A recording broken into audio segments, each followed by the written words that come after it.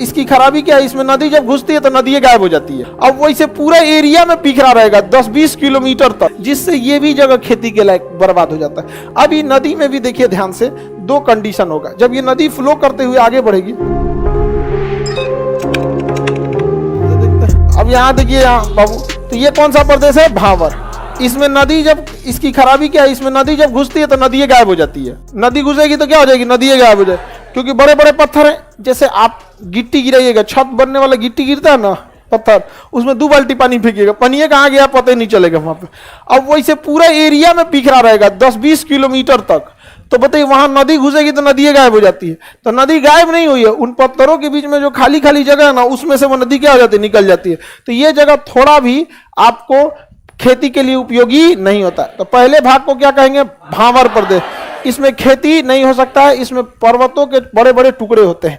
इसके बाद जब ये नदियां पहली बार निकलती हैं तो एक ही बार कई शाखाएं मिल जाती हैं, जहां तहां से पानी रिस के निकलेगा एक ही बार में, और यहाँ पानी इकट्ठा हो जाता है यहाँ पे, और कंटिन्यूअस पानी यहाँ इकट्ठा ही रह जाता है, जिससे ये भी जगह खेती के लायक बर्बाद हो जाता है। फिर पानी मिले, आराम से मिले, एक के बार चारों ओर से चल आती है एक ही जगह यहाँ पे। तो ऐसे प्रदेश को हम तराई प्रदेश कहेंगे। क्या कहेंगे, तराई प्रदेश कहेंगे। किसी को कोई दिक्कत नहीं ना, कौन सा प्रदेश, तराई प्रदेश कहेंगे।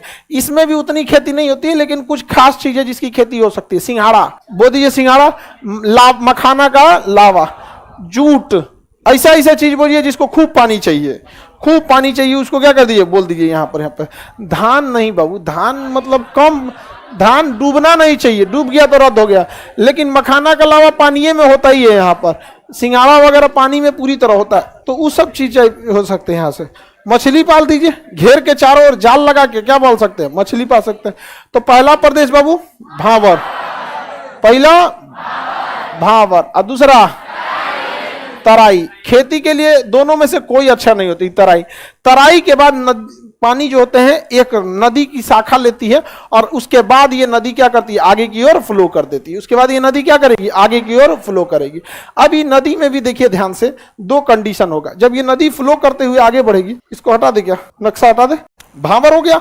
अब ये नदी जाएगी बाबू, नदी को जैसा जगह मिलेगा, ऐसा आकार की घाटी, कहीं कुछ घाटी कहीं कुछ घाटी बनाते हुए नदी आगे बढ़ेगी। नदी के पास का जो एरिया होगा ना, नदी के पास का एरिया, इस एरिया में नदी हर साल बाढ़ का पानी फेंक देगी। हर साल क्या करेगी, बाढ़ का पानी फेंक देगी। यहाँ पर हर साल क्या करेगी, बाढ़ का पानी फेंकेगी, क्योंकि नदियों के पास में है, और नदी बीच से क्या होगी, पानी से निकल जाएगी, बीच में पानी से नदी निकल जाएगी। तो ये जो रेड वाला एरिया है, ये नदी के बेल्ट से 5 किलोमीटर के आसपास का एरिया है। यहाँ नदी का पानी जब चला जाएगा तो हर साल नदी यहाँ नए नए मिट्टी को ले आके लगाएगी। तो ये नई मिट्टी होती है। कौन सी मिट्टी, आगे बढ़े, कौन सी मिट्टी। और इसके पीछे का जो एरिया रहता है, ये जो मिट्टी होती है, ये पुरानी मिट्टी होती है। इसके पीछे का एरिया में कौन सी मिट्टी, इसके पीछे वाली जो मिट्टी रहेगी वो कैसी रहेगी, पुरानी। क्योंकि इसमें पानी बाढ़ का तभी आएगी जब एकदम भीषण बाढ़ आया रहेगा तब। अगर भीषण बाढ़ नहीं आया है तो इस एरिया में पानी नहीं आएगा, और जब पानी नहीं आएगा तो नई मिट्टी कहाँ से आएगी। जब भी पानी आता है ना, देखिएगा आपके मोहल्ले का बाढ़ का पानी घर में घुसेगा तो पनिया निकलने का कीचड़ हो जाता है, कादो कादो हो जाता है। वही मिट्टी नई नई मिट्टी आ जाती है, उपजाऊ अच्छी होती है, बहुत ज्यादा क्या होती है, उपजाऊ होते हैं। MD अमन हुसैन, बहुत दिक्कत हो रहा है क्लास करने में, पढ़िएगा तो थोड़ा बहुत दिक्कत होगा, लेकिन आगे दिक्कत नहीं होगा। अब ये आराम खोजिएगा तो फिर आगे पूरा दिक्कत होगा। कौन सी दिक्कत हो रहा है बाबू पढ़ने में आपको, उसको क्वेश्चन ही नहीं दिख रहा है। और तुम ऑफलाइन वाला है तो वहां क्या कर रहा है, हाँ?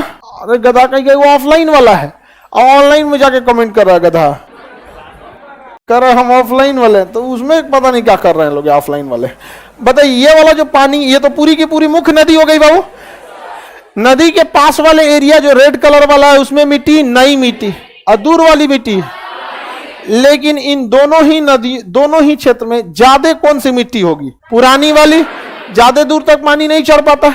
तो ये दोनों मिट्टी का निर्माण जल के द्वारा हुआ, इसलिए इसे जलोढ़ मिट्टी कहते हैं। क्या कहेंगे, जलोढ़ में, क्या कहेंगे, जलोढ़। इसे नई जलोढ़, इसे पुरानी जलोढ़। ये लाल वाली क्या हो गई, नई जलोढ़, और पुरानी वाली पुरानी जलोढ़। नई जलोढ़ में खाद की मात्रा ज्यादा होती है, इसलिए इसे खादर कहेंगे, और इसे बांगर कहते हैं। इसे क्या कहेंगे, बांगर। तो ये हो गया बांगर मिट्टी। कौन सी मिट्टी, बांगर मिट्टी। और ये वाली खादर, कौन सी हो गई, खादर। लेकिन दोनों ही मिट्टी का निर्माण जल के द्वारा हुआ, इसलिए जलोढ़ मिट्टी कहेंगे।